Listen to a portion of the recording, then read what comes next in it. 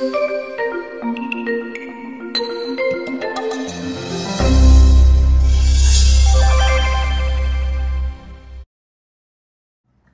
na itaas ang pangalan ng Panginoon, lalo pa nga ako ang mga tao ay may problema. Ang mga problema ay bahagi ng isang buhay na kumpleto at buhay na talagang makulay. James 4:14, why you do not even know what will happen tomorrow. And this kind of uncertainty is one of the realities of life that people have to live with. Na hindi natin alam na napakaayos ng lahat ngayon, biglang naiiba ang timpla ng buhay, nagkakaproblema. So dapat ang tao laging handa when we become down and out. Sabi nga nila, yung pagiging down and out, yung parang pinagtakluban ka ng langit at lupa, hindi ka uso, ikaw ang lagi ang may kasalanan o ikaw itong hindi productive, nangyayari sa buhay ng bawat isa sa atin. At dyan sa mga panahon na yan, nagiging napakahalaga ang pag-unawa natin sa salita ng Diyos at sa mga layunin ng Diyos sa ating buhay. Heavenly Father, thank you for today. Thank you, Lord, for giving us another day of life, for giving extension to this wonderful life that you allow us to live under your leadership. Patawarin mo kami sa mga kasalanan namin, O Diyos. Cleanse us from all our iniquities. Wash us with the blood of Jesus. Enable us to see you, to hold your hand, to hear your voice, to follow you. Palayain mo kami, Panginoon, sa mga kabigatan ng katawan, kabigatan ng isip, kabigatan ng kalooban, at nawa maging sa kabigatan ng Espiritu. At kami ay makasunod sa inyong kagustuhan. Enable us, O God, to hear your voice from among the many noises that struggle and compete for our attention. We like to surrender our hearts to you now. May we be quiet before you, O God. May you speak in power and majesty, move in our midst, and always lift us up. Father, we seek you. We seek you and we came here, awaiting your blessing. In the name of Jesus our Lord and Savior, we pray. You do not even know what a day may bring forth. At kung ang lahat po ng tao ay mayroong pagkilala sa katotohanan na yan, hindi magiging lubos na sorpresa sa atin kung minsan na tayo inaabot ng mga paghihirap sa buhay. What does it mean to be down and out? The dictionary gives very simple meanings: to be destitute, to be impoverished, to be weak, and incapacitated. At yan po ay nararanasan ng kahit sinong tao. Babae man siya o lalaki, matanda o bata, mayaman o mahirap, makapangyarihan o hindi makapangyarihan, nadaranasan natin yung tayo down and out. Yung parang pinagtakluban ka ng langit at lupa, parang hindi ka uso, wala nang puwang para sa'yo sa buhay na ito. Yung iba po na hindi nakakalampas sa ganyang negative feeling, kuminsan they even kill themselves. Or they become desperate and kill others. At dapat handa tayo sa ganyang mga uri ng panahon. What can we do and what wisdom can we glean from the Bible as to about what we can do when we are down and out? When you are down and out, acknowledge your situation. Accept your situation. Nothing can be changed without facing it first. Dapat tinatanggap. Yun po mga on denial, yun ang mga hindi nakakalutas ng kanilang mga suliranin. Yung ikinukubli nila yung katotohanan at pinipilit nilang ibahin sa kanilang pagkaunawa, yung malinaw naman dapat at kitang-kita nila na may problema. Psalm 42 verse 6, my soul is downcast within me. Isang uri ng pagtanggap ng aking espiritu ay nanlulugo-lugo. Sabi ko noon, ang aking espiritu ay nanghihina. Psalm 38, 6-8, I am bowed down and brought very low. All day long I go about mourning. My back is filled with searing pain. There is no health in my body. I am feeble and utterly crushed. I groan in anguish of heart. Napakalalim po at napakataas ng mga naabot ng emosyon ng Psalms. At kung atin pong nanamnamin yung mga damdamin na nandyan sa mga tula na ito at mga awit na ito, ay hindi mahirap mag-identify sa mga kalagayan natin kung ito'y dumarating sa ating buhay. Kinikilala niya na sobrang daw akong napayuko, sobrang na ako naging na-humble, sobrang na akong nakuba sa mga problema at sa mga hirap na dinadara. Proverbs 14, 10 and 13, each heart knows its own bitterness. Even in laughter, the heart may ache, and joy may end in grief. Isang malungkot na katotohanan, subalit hindi kailangan sobrang maging malungkot dahil pwede namang maiba ang inuuwian ng ganitong mga kalagayan sa buhay. At ang tangi lang daw na yung may-ari ng puso, yung may katawan, yung may kalooban ng lubos na makakaunawa sa lalim ng kanyang mga kapighatian. Sa mga pait na kanyang dinaranas, walang pwedeng makishare nun. People can only approximate. So huwag po natin sinasabing, I understand. I know. We don't know how people feel. And we don't understand. Kuminsan yan ang pinakamadalas at pinakamadali na pagbaliwala sa pamamroblema ng isang tao. Naintindihan ko yan, lilipas din yan. Mga pananalita na hindi naman talaga nakaka-comfort. na gusto mong sabihin, hindi mo alam ang sinasabi mo, hindi mo nadaranas ang dinaranas ko, kaya huwag mong baliwalain ang aking nadarama. Kuminsan sa kagustuhan po natin magbigay ng comfort sa kapwa, we end up trivializing their sorrow. Na minamaliit natin yung malaki sa kanila sa panahon na yon. Tanging yun lang daw may-ari ng puso ang nakakaunawa, nakakabatid ng hapdi, ng pait na nadarama nito. At kahit daw sa kabila ng ating mga halakhak, ikaw na may-ari ng puso, nalalaman mo na may lungkot kuminsan kasama yan. Merong mga pangamba. Na kuminsan nagsasaya ka lang, kaya mga tao naglalasing, kuminsan nagpa-party, kuminsan nagwawala, nagkakalat. They're trying very hard to be happy or to appear happy or to sound happy because they know that they are not. Kaya sabi niya, alam niya yan, even in laughter, the heart may ache. Meron talagang nadarama ang isang puso at may mga kabigatan. Baliwala na ito ay itanggi. Dapat tanggapin mo, malungkot ako ngayon. I feel down and out. I don't feel nice. I feel low. I have such low self-esteem. Or I am sad. I feel dejected and rejected and alone. Yung pagkilala po niyan, isang unang hakbang na para tayo makaahon sa ating kinalalagyan. Another thing we do when we are down and out, limit your load. Kahit po mga tulay, makikita natin sa highway, load limit, 15 tons. Sa maliliit na tulay, 10T, nakalagay yon. Ibig sabihin, 10 tons, 10,000 kilos. Ang kaya lang dalhin ng tulay na yon. Laging may load limit. Kung may dala kayong carry-on baggage, sinusukat-sukat pa yan o lampas ka na sa timbang dahil ito lang ang iyong limit. At ang puso po ng tao may hangganan ng kaya niyang dalhin na pighati. Respect your load limit. Huwag tayong magpaka-superman or superwoman when we are not. Huwag nating pagmukhaing magaan kung hirap na tayo. Kailangan na bawasan ang pinapasan ng tao. Lalo't ang pinapasan ay kasalanan, hindi mo na madala-dala, kailangan magbawas ng mga kasalanan para gumaan-gaan ang ating nararamdaman. Psalm 38 verse 4, my guilt has overwhelmed me like a burden too heavy to bear. Wala na yatang bibigat pa na dalahin kesa sa guilt. Yung inuusig ka ng iyong budhi, napakahirap dalhin yan. At kung nilalasing mo ang iyong sarili, nililibang mo ang iyong sarili para malimutan mo ikaw nagigilty, lalo lang yan bumibigat. At kung tayo po ay nasa isang uri ng ginagawa natin na lalong nagpapabigat ng kalagayan, what is important to do is to get out of the game. Kailangan nakikita natin, ano ba yung source ng aking sorrow? Ano yung source ng aking mga pagiging down and out? Kailangan magbawas ako nito, tanggalin ko ito o tumakas ako mula sa ganitong mga kalagayan. Ecclesiastes 11:10, so then, banish anxiety from your heart and cast off the troubles of your body.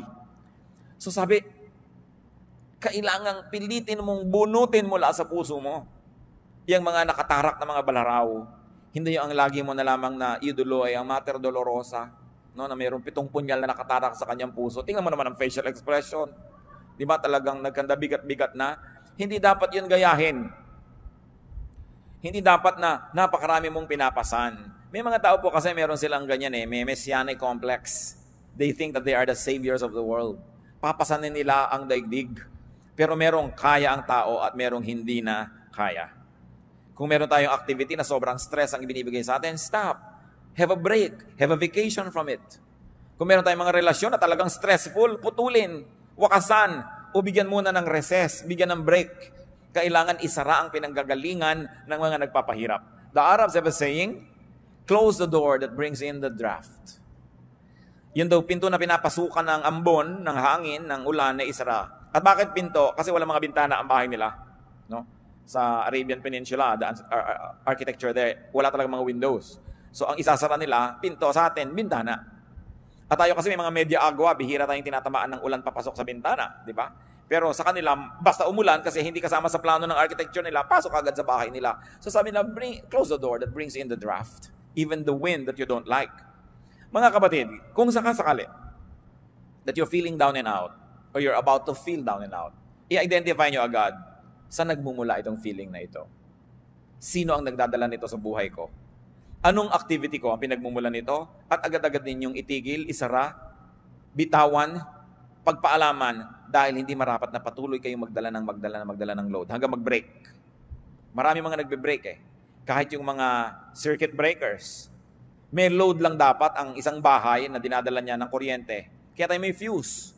Pag sobrang pumasok na kuryente, hindi kakayanin ng load, magtitrip ang fuse. Titigil sa pag-andar para i-protect yung bahay sa pagkakasunog. Ang katawan natin, may load yan ng pagod, kaya natutulog. Kaya itinutulog yan, kasi sinasabi ng katawan mo, tapos na ang load mo, hanggang dyan ka na lang. Ano nangyayari po sa mga nagda-drugs? Kadalasan 3-4 na araw walang tulog. Kakaya nilang tumayo na walang tulog. Pero tingnan nyo, para sila mga naglalakad na kalansay. Kasi hindi talaga kaya ng katawan, artificial lang yung power. At lahat ng bagay na artificial, may bayad. May singil. Ang hindi ipinagpapahinga, ipagpapahinga mo rin yan. Kaya talagang ayaw magpahinga, nagkakaroon ng karamdaman. Wala nang magawa dahil talagang hindi na kayang bumangon. Babawi at babawi ang katawan sa mga utang natin sa Kanya. So what could be giving you load? Limit your load.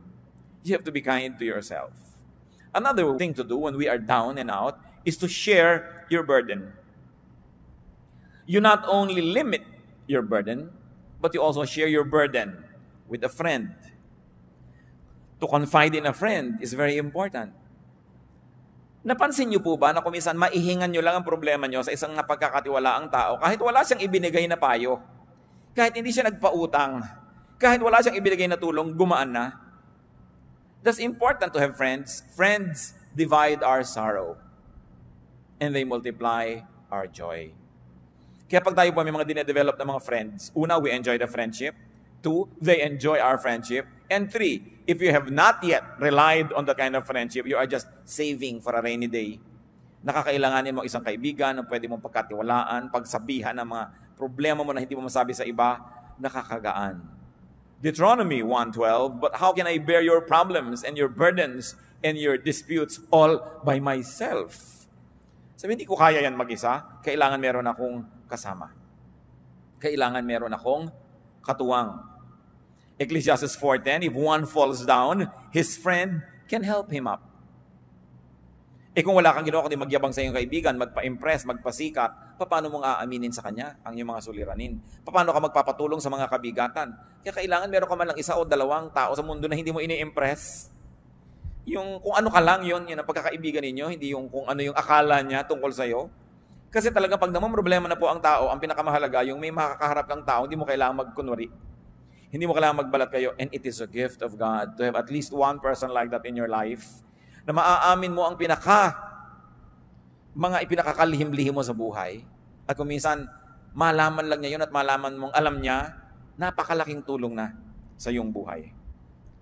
Ecclesiastes 4:10, but pity the man who falls and has no one to help him up.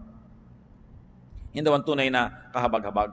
Friends can be angels, especially in difficult moments. And friendship in the Bible is very precious. Proverbs 17:17, a friend loves at all times, and a brother is born for adversity. Kaya daw may kaibigan, kaya tayo may mga kapatid, para sa mga panahon ng kagipitan. Bagamat dapat ang nagsasabi nun yung tumutulong, hindi yung nangangailangan ng tulong. Pag mo sinabing, that's what friends are for. Dapat ang nagsasabi nun yung tumutulong, hindi yung nangangailangan. That's what friends are for, kailangan tulungan mo ako. Naiiba yung value. Yung ikaw yung tumutulong, ayaw niyang tanggapin. So that's what friends are for. Nandito ako para katulungan. Ang nagsasabi niyan po yung tumutulong. No? Hindi natin inuobliga ang mga kaibigan natin, that's what friends are for. Therefore, ay mumolestyahin kita. But a friend loves at all times. At kung minsan, ito po ang pinaghihinanakit ng mga tinatawag nating non-Christians, mga unchurched, mga hindi born again, sa mga kaibigan nila na born again. Na nagkaroon na ng kondisyon ng pakikipagkaibigan. Hindi na kita kaibigan kung idolatrous ka. Hindi na kita kaibigan kung ang baptismo ay ganito lang, hindi katulad ng baptism ko. Hindi na kita kaibigan pag ganito ang doctrinal stand mo sa ganyang bagay, sa ganung bagay. Nagkaroon ng patakaran ng pakikipagkaibigan. Samantalang sa Bible mismo sinasabi, a friend loves at all times. At kung nangangailangan po tayo ng modelo, hindi ba sapat pa at lampas-lampas pa ang Panginoong Hesus na modelo? That while we were yet sinners, He loved us. So why can't born-again Christians love people who don't share their convictions? Why can't born-again Christians not love people who don't share their religious color? Nilalagyan natin ng patakaran. Dapat nga, mas kaya mong umibig. Mas kaya mong magmahal dahil meron kang Kristo sa iyong puso. Pero yung iba, kumikitid talaga ang isip. Akala lang ibig sabihin na maging born-again Christian, Bible-based Christian, evangelical Christian, maging judgmental. Na pagka hindi ka nakakaabot sa aking mga pamantayan na pang-religyoso, hindi ako makikipagmabutihan sa iyo. I will treat you like a pagan, like an outsider. Nababaligtad. Dapat ang Kristiyano, mas kaya nating umibig ng walang patakaran. Sapagkat yun ang pag-ibig ni Jesus sa atin. At yun ang pag-ibig na minodelo ni Jesus na dapat tularan ng lahat ng nananalig sa Kanya. Proverbs 27 verse 10, Better a neighbor nearby than a brother far away. Aanin mo nga naman ang kapatid mo na talagang mamamatay para sa'yo, pero ang layo. So maraming panahon daw, higit lalong mabuti ang isang kaibigan ng isang kapitbahay na malapit kaysa isang kapatid sa laman na malayo naman. At sabi pa nga ng Proverbs 18:24, there is a friend who sticks closer than a brother. May mga kaibigang higit pa sa kapatid kung magmahal. At yun ang mga kailangan natin eh. Bihirang-bihira na iiwan ka ng kaibigan mo eh. Mas marami pa ngayong iniwan ng asawa kaysa iniwan ng kaibigan. Kaya hindi ibig sabihin na kayo nag-aasawa na wala na kayong kaibigan. Although your asawa should be your best friend, no? Pero kailangan may kinukultivate ka rin ng ibang friendships. Kasi pag nagka-problema ka ngayon sa asawa mo, kanino ka na ngayon sasandal? Kanino ka na ngayon tatakbo? Kanino ka na hihingi ng tulong? Kailangan ang tao hindi nagsasara ng mga pinto niya sa mga mahahalaga niyang relasyon, lalo ang pakikipagkaibigan. Pero, at ito'y napakalaking pero, yung mga dati niyong kaibigan, no? Hindi niyo na dapat ipagpatuloy ang pakikipagkaibigan kung may asawa na kayo. At yung mga dating mga kaibigan, hindi na kayo dapat umaaten sa kasalan ng mga kaibigan ninyo na magpapakasal. Kasi day nila yun eh. Nang-aagaw ka pa kumisa ng eksena ng bride o ng groom dahil ipinaggigiitan mong yung sarili. Kasal nila, nandun ka. Nakaka-offend. At may mga nakita na akong ganyan. Kasal lang may kasal, nandun pumupuesto pa at nang-aagaw pa ng eksena. Alam na alam ng lahat, may kahapon sila na pinagsaluhan nung isa doon sa ikakasal. Tapos andun pa siya at gusto pang makisalo habang buhay. No? Kailangan lumalaki tayo sa lugar. But friends without the romantic connection must be maintained and kept. And they can give us balance also. So, make, have, and keep friends. Kung maglalagay tayo ng therefore sa mga pinag-uusapan natin, kailangan ng tao talaga may mga kaibigan. Mapalad yung mga tao na yung kalagayan nila sa buhay ay mas madaling makipagkaibigan. Kasi meron pong mga kalagayan na hindi ganun kadali na makipagkaibigan. Hinihingi ng inyong kuminsan ng mga tungkulin na maging mailap kayo ng konti sa mga tao dahil may pinangangalagaan kayo na integridad ng inyong mga tungkulin. Pero mas higit na mapalad yung mga hindi kailangan gawin yon sapagkat mas madali sa kanila ang makipagkaibigan. What else should we do when we're down and out? Get and receive help, which is what we have been talking about anyway. Kailangan ang tao tumatanggap ng tulong. Paminsan-minsan, hindi yan masama. Ang masama lang kung wala na tayong ginawa kundi sumandal, maging pabigat sa kapwa natin. Pero there are moments. Job 16:20, my intercessor is my friend as my eyes pour out tears to God. So kung sino ang nag-i-intercede for us, those who are praying for us, those who are standing between us and other people, our intercessors, they are friends. So how can we develop friendships? Help others when able. Isaiah 41:6, each helps the other and says to his brother, be strong. Napakahalaga nung nagtutulungan at nagpapalakasan at pinapalakas mo ang iyong kapwa. Plant and therefore harvest good seeds. Habang gumagawa po tayo ng mabuti sa ating kapwa, dapat lang natin itanim sa ating isip na gumagawa tayo ng mabuti. Period. Pero alam din natin na ang Biblia rin ang nagsasabi na ang mga paggagawa ng mabuti ay meron ding kakambal na pag-aani. Pero ang napakasarap po na isa-isip habang gumagawa tayo ng mabuti sa ating kapwa, ipag-pray natin, Lord, ito pong tinutulungan ko, nawa kahit kailan hindi ko kailanganin ang tulong niya. Hindi dahil mayabang tayo, kundi sabi natin, Lord, i-bless niyo po ako na lagi na lang akong tumulong ng tumulong sa kapwa. Magbigay ng magbigay. Kahit hindi na dumating pa yung panahon ako ang sisingil, ako ang nangangailangan dahil total, lagi mo naman akong binibless. Hindi masamang prayer. Kasi na-check din ang ating mga intention. Tapos kung minsan, tulong tayo ng tulong, yung pala dahil matutulungan din ito ko later, investment lang. Napakaganda nung tumutulong ka lang dahil gusto mo lang tumulong. Pero kahit pa nga, hindi ganun kalinis lagi ang iyong kalooban, ang sinasabi sa Bible, pag may itinatanim, may inaani ang tao. So just always consider it. When you're doing good, you're just planting and planting and planting. If you are not able to harvest from the same person, the God of the Bible who says, what you sow you will reap, will see to it that you will reap it from somewhere else, from someone else, basta darating at darating aani ng itinatanim. Kaya napakainan po mga kapatid, na gawing policy natin sa buhay. Kung tayo'y matibay, at anong ibig sabihin ng matibay? Yung hindi tutumba ka na, matibay ka lang, nakatayo ka, humanap ka lagi ng matutulungan. Magtanim ka ng mabuti. Sapagkat sa paggawa natin ng mabuti sa ating kapwa, una, ikinalulugod ng Diyos. At kung nalulugod sa iyo ang Diyos, paano ka naman malulugi? Number 2, nalulugod din sa iyo ang iyong kapwa. At generally speaking, ang mga tao naman ay marunong tumanaw at makaalala kung sakaling ikaw naman ang mga ilangan.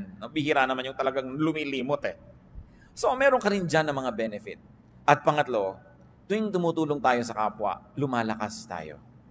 There is something miraculous about helping people, that when you keep on helping people, you become stronger and stronger and stronger. So that when the same storm happens to strike you, you are now well-equipped, not only to survive, but also to prevail. So plant good deeds. Galatians 6:7, a man reaps what he sows. Kung ano yung tinatanim ng tao, inaani. 2 Corinthians 1:3-4, praise be to the God and Father of our Lord Jesus Christ, the Father of compassion and the God of all comfort, who comforts us in all our troubles, so that we can comfort those in any trouble with the comfort we ourselves have received from God.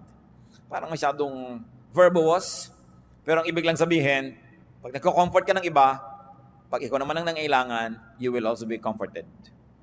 Either the people that you have comforted will comfort you back, or other people that you have not comforted will comfort you, or in any of the case, God will cause you to be comforted.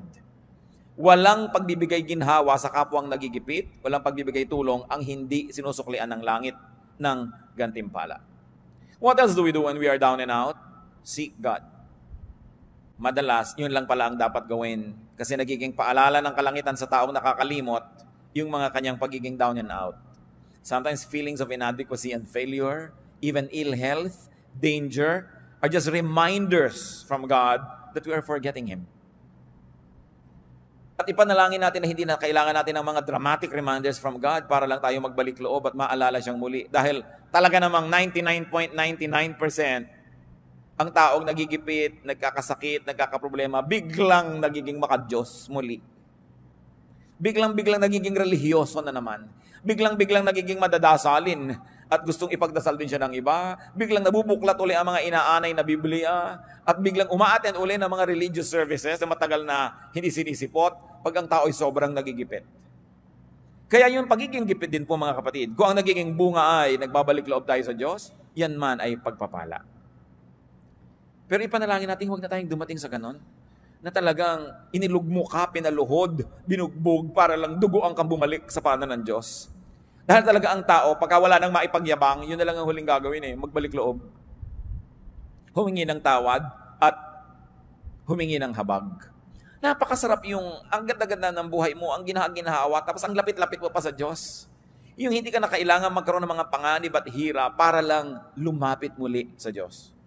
So pag down and out po tayo, isa rin dapat nating isipin, baka paalala to ng Diyos na sobra na ako nagiging mayabang, sobra na ako nagiging makasarili, o iniaasa ko na ang kaligayahan ko at ang ikabubuti ng buhay ko sa kapwa-tao ko lamang at nalimot ko na yung Diyos, that God is no longer in the equation. Psalm 121 verses 1-2, I lift up my eyes to the hills. Where does my help come from? My help comes from the Lord, the maker of heaven and earth. Maganda yung picture nito sapagkat yun pong Jerusalem ay nasa ibabaw ng pinakamataas na bundok doon sa lugar na kinilalagyan niya. So yung pagtingin mo sa mga ibabaw ng mga bundok, kahit may mga ibang bundok ka rito sa pagitan mo at ng Jerusalem, pag tumingin ka dyan, lumalampas pa rin yung paningin mo, makikita mo pa rin yung ibabaw ng Jerusalem. At kung hindi mo man makita yun, na-imagine mong nandun yun, at naaalala mo ang templo, naaalala mo ang Diyos, so this is really a figure of speech. To lift up your eyes to the hills. Many people will lift up their eyes to the clouds or look at the rain. Some people can even remember God by looking into a microscope. Whichever helps you remember God, dapat meron kang ganung ritual sa buhay. Meron ting nakakakita ng maraming pagkain, naaalala niya ang Diyos. Meron naman na tuwing kikilo siya at malusog, naaalala niya ang Diyos. Dahil na ikukumpara niya nung siya halos malumpo na hindi makalakad. Ngayon, ramdam na ramdam niya yung lakas niya, naalala niya ang Diyos. Ano pang nagpapaalala sa inyo sa Diyos? So this writer of the song says, I lift my eyes to the hills. What do you do? Physically, symbolically, to remember God. Mahalaga meron tayong ganun. So, kung meron po tayong mga panlulumo, if we're down and out, una nating isipin, may kasalanan ba ako sa Diyos? Meron ba akong dapat isuko? Meron ba akong dapat na ayusin? And repent if needed. Repentance lang palang kailangan. Pagbabalik loob lang sa Diyos, tapos bumalik na uli ang kanyang kalusugan, bumalik na uli ang kanyang kasiyahan. At kung hindi man bumalik yung kalusugan, hindi man bumalik yung kasiyahan o kayamanan, yung nagbalik loob ka sa Diyos, by itself is a prize. Hindi mo sasabing, Lord, nagbalik loob na ako sa inyo, o nasa na yung ginhawa, nasa na yung premyo, nasa na yung kayamanan. Sapagkat yung pagbabalik loob lang sa Diyos, mismo yun na ay isang gantimpala. Pero kadalasan, may dagdag pa yun Kasi tayong mga tao, laging gusto nating may dagdag. Tuwing bumibili ka, laging gusto mong may dagdag. So dinadagdagan ng Diyos na nagbalik loob ka na by itself is a blessing. May mga kasama pa yan. Usually, nare-restore yung health, nare-restore yung negosyo mo, nagkakaroon ng kaayos na inyong buhay, nakakakita ka ng mga nasusukat, nararamdaman ng mga patotoo na ang Diyos ay nalulugod sa iyo. Ano pong nangyayari sa isang taong alam na alam niyang may kasalanan siya, meron siyang mali, nagkakanda, ganyan-ganyan na yung buhay niya dahil sa kasalanan niya, pero nagmamaang-maangan pa siya? Ano nangyayari? Psalm 32, verses 3 to 5. When I kept silent, my bones wasted away through my groaning all day long. For day and night your hand was heavy upon me.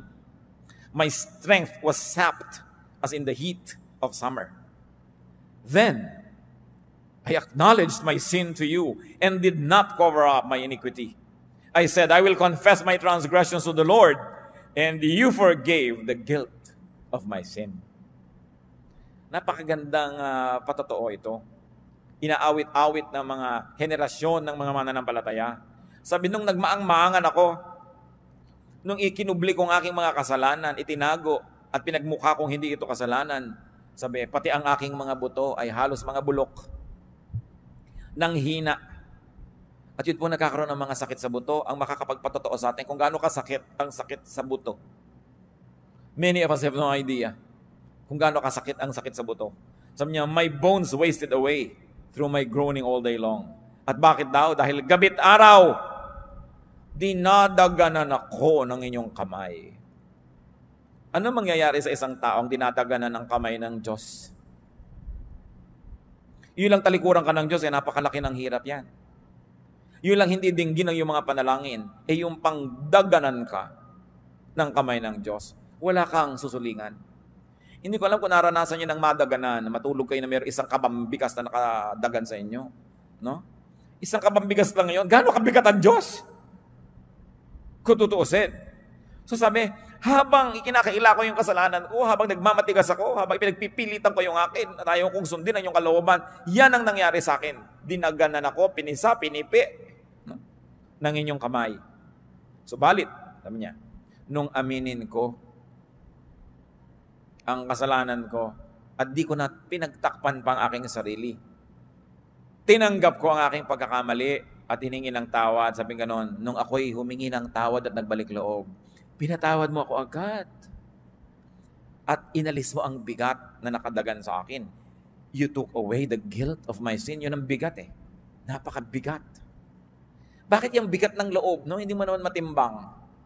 Kahit sumakay ka sa timbangan, ang bigat ng loob mo, hindi naman nakukuha ng timbangan yung bigat eh. Pero alam mong napakabigat. At alam mo na kung ang gaan ang kalooban mo na halos magsayaw ka palaka dahil ang gaan. So ang sinasabi dito mga kapatid, bakit naman natin pinapatagal yung bigat? Lalo't kung alam naman natin ang pinagmumulan ni kasalanan. Lalo't kung alam natin ang pinagmumulan ni isang negative attitude, isang maling pananaw, ba't hindi na lang isuko yan? Total, susuko ka rin dahil hindi ka naman mananalo, Diyos yun eh. Pinapatagal mo lamang ang pahirap sa sarili. Sabi, isuko yan. When I confess my transgressions, you forgave the guilt of my sins. Hindi nga hininga ng bayad eh. Confession lang. Aminin mo lang. At magbalik loob ka. So what do we do when we are down and out and we have found out that it's because of our personal sin? Seek and receive restoration. Kailangan ibalik ang ligaya ng buhay, gaan ng puso, saya ng ating espiritu. Psalm 51:12, dalangin ng isang taong nalayo ang loob sa Diyos, restore to me the joy of your salvation and grant me a willing spirit to sustain me. Ibalik mo sa akin ang ligaya ng kaligtasan. Kasi nawala ang saya. Pwedeng mangyari yan sa isang taong nakaranas ng kaligtasan ng Diyos. Yung magkagiba-giba pa yung puso, magkalungkot-lungkot pa. Pero yan ay bunga ng napakatagal, sunod-sunod at buong tigas ng ulong pagsuway sa kalooban ng Diyos. That is when we are down and out. What about when others are? What do we do when others are down and out? When people are down and out, be compassionate.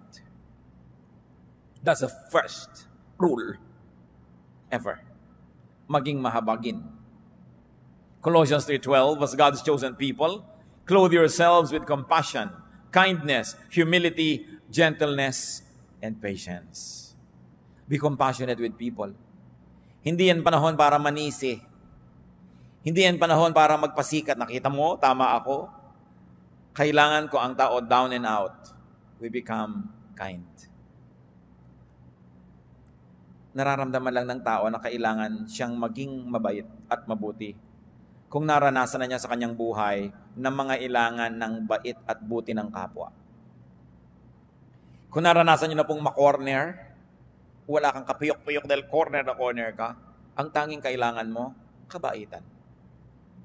Yung down na down ka, wala ka talagang maipagmalaki ni ano, ang tanging kailangan mo lang sa tao, kabaitan. Pag wala kang maibigay na excuse, dahil talagang obvious na obvious ang kamalian mo, anong kailangan mo? Kabaitan. Pero tayo po mga tao kadalasan, pag nakakita ng kahinaan, sinasamantala yon. O ano, gaganunin mo pa ngayon. Eto ka ngayon, lalapit-lapit ka sa akin. Ganyan ka pa. Hindi po ganyan na klaseng trato ang kailangan ng taong nagigipit. Kasi the heart knows its own sorrow. At napakabuti siguro, bagamat hindi ko idinadalangin na maranasan natin, pero maranasan din natin yung magipit, maging sobrang kawawa, para malaman mo na kailangan mo rin maging mabait. Para ma-realize mo ang halaga ng kabaitan.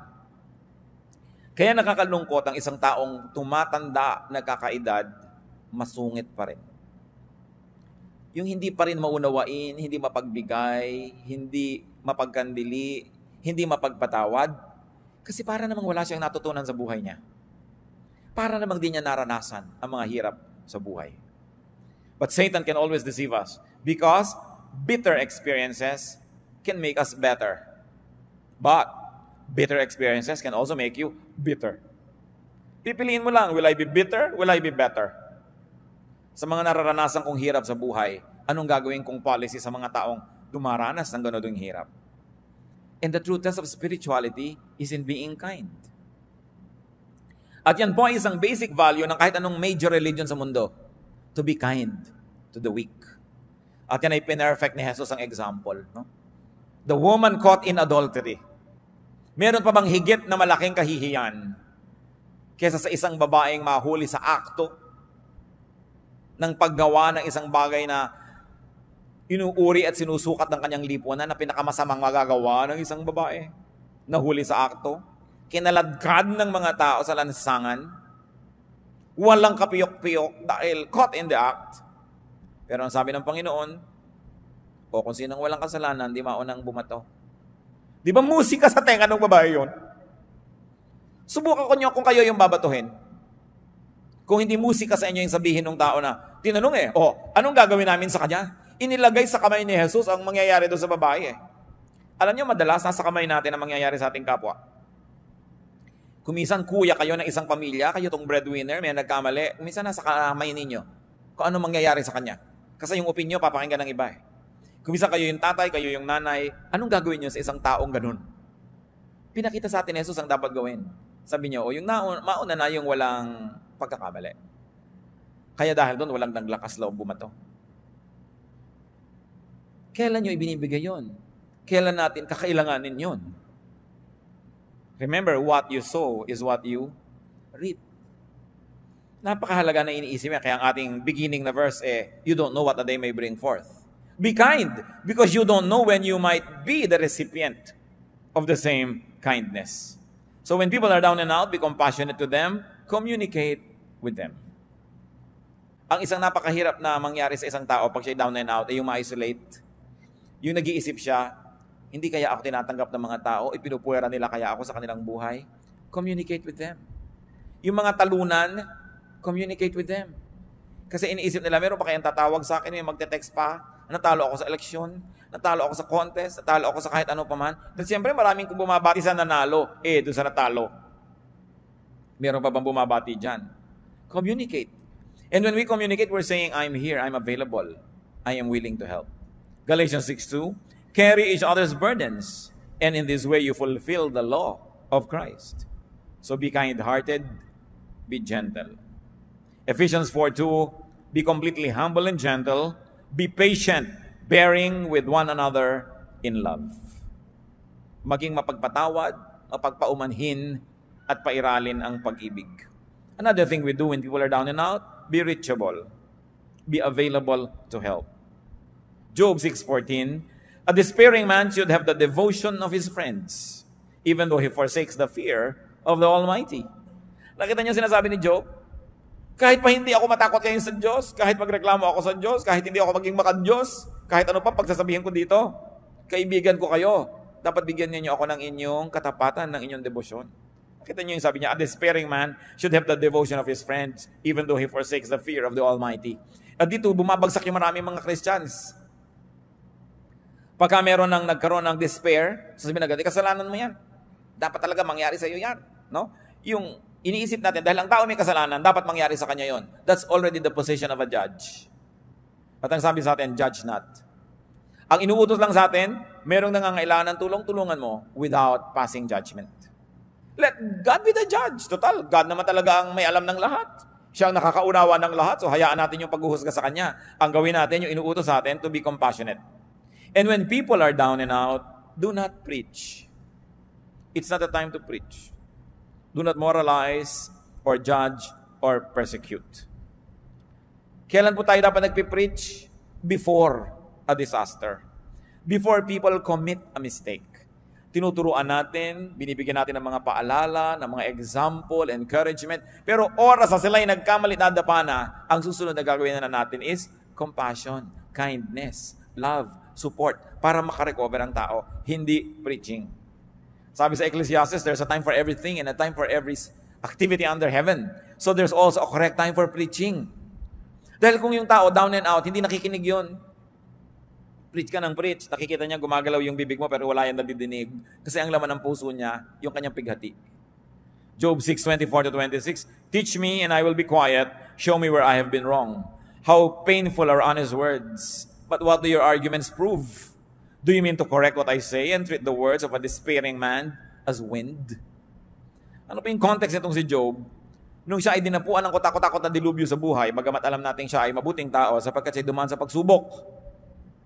May 3 siyang matatalik na kaibigan na naglakbay ng malayo para makiramay sa kanya. At napakaraming araw at gabi ang lumipas na umupo lang sila doon kasama ni Job, walang kakibo-kibo, nakikiisa sa kanyang pighati. Subalit, matapos ang ilang araw, nagsimula na silang magsalita, isa-isa, walang humpay, taking turns. At isa lang ang sinasabi nila kay Job. Nagkaganyan ka, siguradong may kasalanan ka, aminin mo na. Yun lang ang sinabi nila, pagkahaba-habang poetry, basahin mo, ang daming mga stanzas, pero yun lang, hindi pwedeng magkaganyan ka kung righteous ka. Siguradong may mali ka.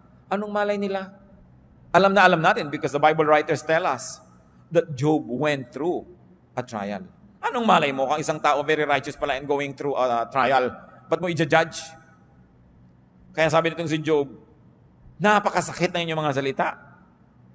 Ano ba ang gusto nyo gawin yun? Ituwid nyo lahat ng mga sinasabi ko at baliwalain nyo ang lahat ng aking mga pangangatwiran. Ang ipinagpipilitan ninyo, dapat mangyari sa akin to dahil meron akong kamalian. At marami po ko alam mga kapatid, mga Christian na naman, pupunta sa may sakit na madubha. Kawawa ka naman sister, ito ang pinya, o ito ang ganito, ito ang niya. Mamaya, sister, baka naman may dapat kang i-confess. Wala, bakit ka nakaganyan?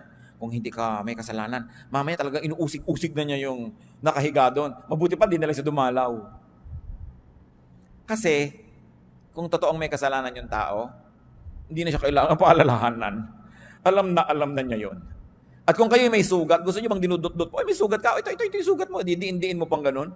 Hindi mo kailangan yun. Sensitive ka na nga. Ang kailangan mo ay kabaitan ng tao. At hindi ko man naging mabait sa'yo, ay magpapalusot ka na sa Diyos. Lalo ka nga nagigilty kung mabait yung kaharap mo, di ba? Kung hindi ka inuusig, mas nagiging defensive ka nga kung usig siya ng usig. Siyempre, offensive siya, defensive ka. Pero kung walang offense, there'll be no need to be defensive. And people can be more open to the ministration of the truth. So, if people are down and out, it's not a time to preach. Mga kapatid, kung magpipreach kayo sa isang taong nagkamali na, ibig sabihin, hindi kayo nag-preach bago siya nagkamali. Ibig sabihin, marami kang pinalampas sa pagkakataon, doon ka dapat nagturo, doon ka nagbigay ng patotoo, doon ka nagbigay ng example. Pinalampas mo, tapos ganyan ka pa magtuturo kung kailan nagkamali na. It's not a time for that. Although, I believe that there's a time for another preaching. There is a time for another reminder, but not during the moment of crisis. Because the person will not be mentally and emotionally receptive to you. What does you do when people are down and out? Be discreet. be silent, and be tasteful in helping others.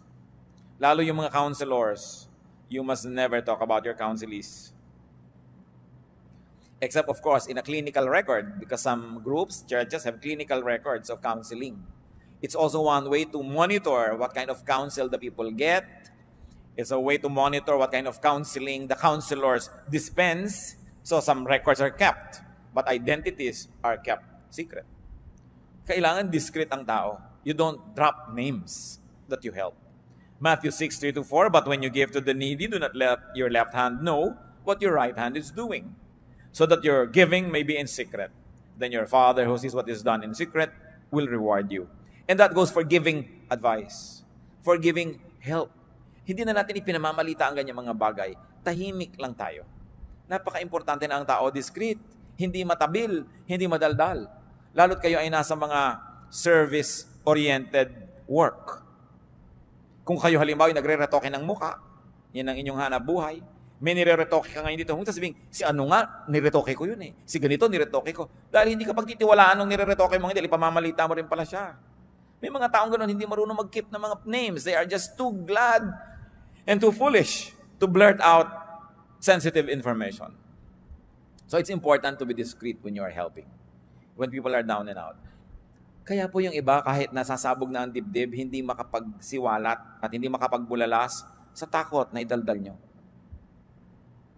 Pero kung tayo lang ay napagkakatiwalaan at napapatunayan natin sa kapwa natin na pagkakatiwalaan tayo, kung dumating ang pangangailangan na kailangan nila ng mapagkakatiwalaan, lalapit sa atin, it's a great, great, great gift that we could give to people. I will place that among the top 3 gifts that you could give to others, that they trust you. And if you're really trustworthy and they trust you, can you imagine what kind of gift you give them? You assure them that they can trust you and they can share things with you. Anong luwag ang maibibigay natin sa tao? Anong uri ng ginhawa ang maibibigay natin kung tayo ay napagkakatiwalaan? And of course, what else do you do when others are down and out? Of course, pray for the person in need. James 5:16, therefore confess your sins to each other and pray for each other so that you may be healed. The prayer of a righteous man is powerful and effective.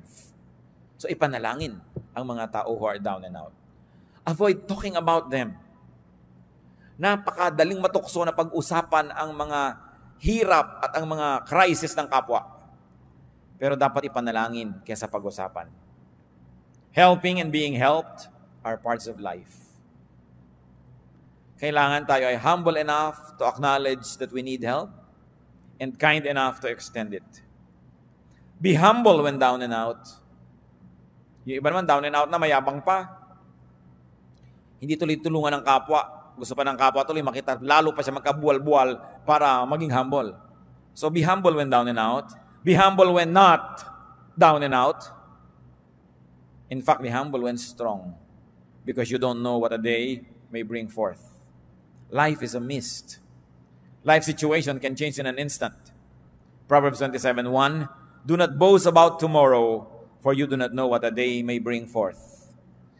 Ano ang magandang pamantayan kung paano tayo makikitungo sa mga down and out? Simple lang mga kapatid, kung paano nyo kayo gustong pakitunguhan kung kayo ang down and out. Ganun lang. Paano nyo itatrato yung mga anak ng kapwa nyo na nagkamali? Simple. Paano nyo gustong itrato ng ibang anak nyo? Kung yung anak nyo ang nagkamali. Paano nyo itatrato yung mga nadapa? Simple. Kung paano nyo gustong maitrato kung kayo yung madapa. Be kind and gentle. Be ready to help and be willing to be helped.